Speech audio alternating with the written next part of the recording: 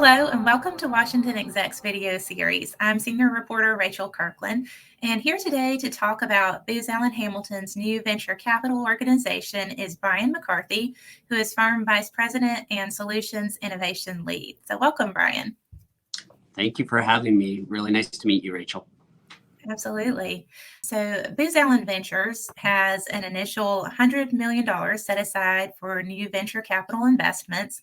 Tell me more about the thought behind standing up this new organization.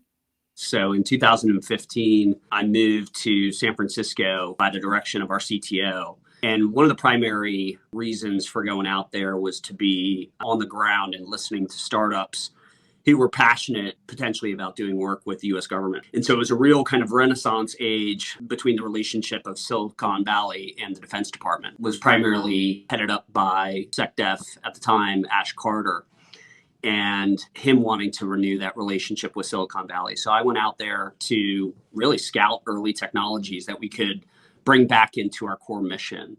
From a standpoint of where this originated from was we were tech scouting for a number of years, and then we put together a thesis, a team of individuals in the CTO organization, worked on a thesis for about almost 18 months, and decided that there was a real opportunity for Booz Allen to move the needle in advancing what we call dual use capabilities and technologies into the center of our missions where our clients needed that technology the most. And so when I think about some of the main impetus for driving and creating the CVC, I think about the pace of modernization. I think about what it takes to position advanced capabilities downrange with our missions, and have been delivering highly technical work for lots of clients across all the defense sector, civilian and intel clients. And we realized that we were in a position to help with the integration of some of these technologies for all of our clients, but we needed access to that community. And so part of the reason of standing up the San Francisco and Silicon Valley office was to be on the ground and listen and find and hunt some of these dual use capabilities that we could bring to market. I think the second thing obviously would be how could we advance our own technical debt and pull through some of those capabilities to market. As the threat of some of our near adversaries were developing in areas like AI and ML, in the supply chain, in 5G, in cyber technologies, we really wanted to be at the center of helping some of those missions and clients get access to this technology. And in order to do so, we really felt like we had to spearhead our own movement internally, find out what those were, and understand the nitty-gritty of those technologies and then pulling them through. Really, the general impetus for the corporate fund was, could we advance some of these capabilities faster if we invested in them as opposed to, let's say, just partnering with them? So that's kind of the real impetus for standing up the CVC organization. And it was really in the spirit of how can we help our clients in the most innovative way. And Booz Allen's already invested, over the past year or so in several firms, latent AI, synthetic, reveal technology. Can you talk about what kinds of startups are you looking to invest in, again, in the near future? And how does that play into Booz Allen's overall strategy for growth? We chose 4 pillars. So, when you think of Booz Allen, you think about all the things we touch in federal government, but we really felt for the CVC to be successful, we had to really focus on some of the fastest areas of the firm as it's suited for software and hardware and deep tech. And so we chose 4 pillars. We chose artificial intelligence. We chose cyber defense. We chose digital battle space. And so when we think about digital battle space, we think about JADC2 and the Joint All-Domain Command and Control environment and everything it touches. And then the last one was a little bit of a kind of R&D function for the firm. So we test and play with lots of different various technologies to include 5G and quantum and digital twin and AR and VR. And so we have a large group called Bright Labs that focuses on some of that kind of forward-facing tech. that we still have significant client contracts in. And so we thought as the fourth pillar, when we think 3, 5, 10 years out, how some of our clients are going to use that tech, who could we pull in from various startups that we would want to, initially test and develop prototypes against. And so that was the fourth pillar. We call it deep tech. It's meant to kind of be all encompassing, but those are the 4 areas. We are going to service those 4 areas, and how we set up the fund was we're going to take requirements from those business units and say, all right, where are your technical gaps? Where are the client's technical gaps?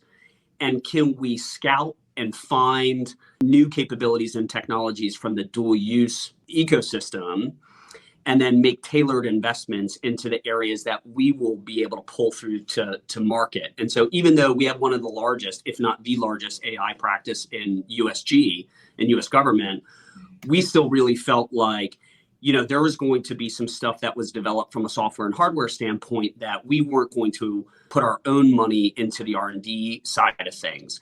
How could we go invest in, these CEOs, startup CEOs and entrepreneurs that would help us build a capability faster? And the reality is, even though there are tremendous product developers at Booz Allen, this is the niche of Silicon Valley, right? The best startup and product builders in the world. And we wanted to figure out how we could, bring our missions and U.S. government problems to them to be able to build to. So that was really kind of where we thought the 4 main areas of focus in the first couple of years of the CVC fund should be focused on. I mean, when we think about venture-backed companies that are playing in the space, there's been a tremendous uptick of other funds investing in defense tech. And so we really wanted to be one of the first systems integrators to say, you know what, we understand that this is not just a problem of, let's say, the DoD community or the VC community. We have a large role to play in this ecosystem as being one of the largest SIs, certainly in the world, but also in the Defense Department. What can we do in terms of, from a financial capability to, say, we're here for the long run. We understand that, there has to be significant investment and capabilities built over the next 3, 5, 10 years to compete in, several areas that the U.S. Department of Defense needs to win in. So we're putting our money where our mouth is. Now, how will this move, setting up the CVC, help Booz Allen be more agile as both technology and customer needs continue to evolve? And do you have any specific examples you can share? Yeah, I think a great area, and this would really apply to all 3 of the first investments that we did, Reveal Technology, Synthetic, and Latent AI. They all have a fairly niche play and future play in what we call tiny ML, tiny machine learning, or edge compute. And it's essentially, how can we think about getting data and algorithms to the edge where the fight is being driven from, right, to the warfighter.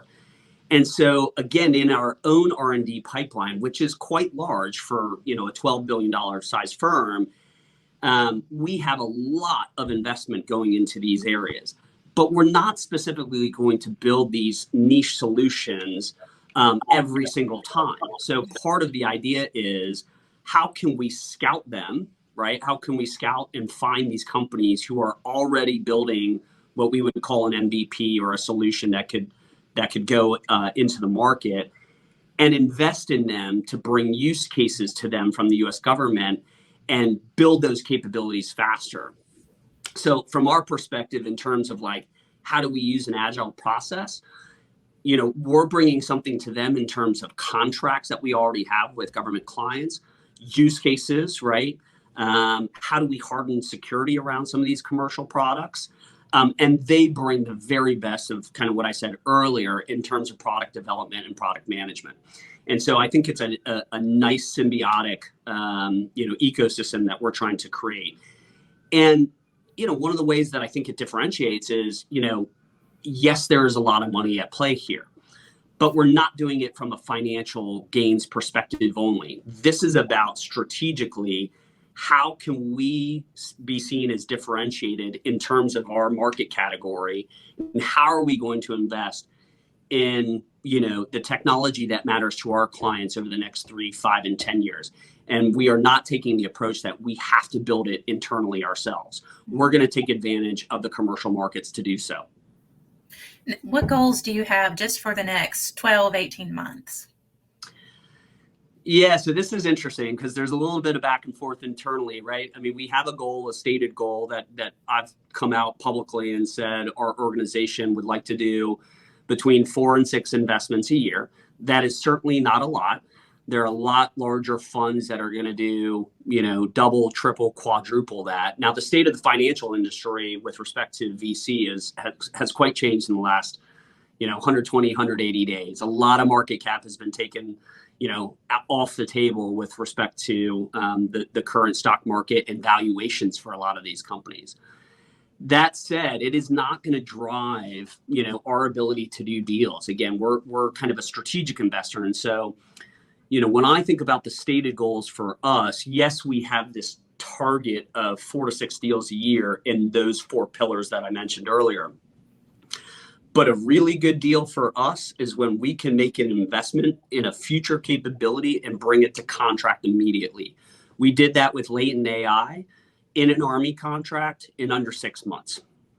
That is game changing. And so for us, I think if we can do that 3 or 5 times over with a portfolio of 5, 10, 15, maybe max 20 companies over the next 5 years, we'll have really met the stated goal of the overarching fund. It is not necessarily just to deploy $100 million worth of capital. We want to do good strategic deals that helps us, that helps our clients, and that helps the startups. I think it's been kind of talked to death about, the valley of death in Silicon Valley. We think we can help bridge some of that with access to U.S. government clients and problems. And I think it's been readily apparent since obviously the start of this year and even going into some other stated adversaries' goals in AI and quantum and cyber of what they're going to be investing. So I don't want to put all of the responsibility on the DoD or other agencies, to make up that gap, right? The commercial markets, private equity, venture funds, corporate venture funds also have to kind of come to the table and say, we're ready to help invest in US-based American software and hardware companies. Absolutely. Well, Brian, I appreciate you coming on. You've shared a lot today. Any closing thoughts? Yeah, I guess what I would kind of raise my hand and say, if there is a startup, if there is a VC, I've gotten this question before, is like, are we going to infringe, our rules upon the startup community and say, well, if you're working with Booz Allen, you can't work, with any of our competitors. I think investing is a team sport. This is really focused on some of the hardest problems in U.S. government, of which there are endless problems. We want to find good matches, with startup CEOs and entrepreneurs who care about these problems, are willing to grind and work and solve for some of these hardest problems. And we want them to reach out to us. We also have our own 20 plus, division of tech scouts who's going to go and find them. But we want to say we're open for business. And when I first went out to Silicon Valley, there wasn't a ton of people who knew about Booz Allen, right? It wasn't the DC metro area. And so for me, this is a little bit about making sure that they understand who we are and the roles that we play in U.S. government, while also making sure that we are, and this is probably the most important part, startup and founder friendly. So we have really created this vehicle to be startup and founder friendly and help them get access into U.S. government.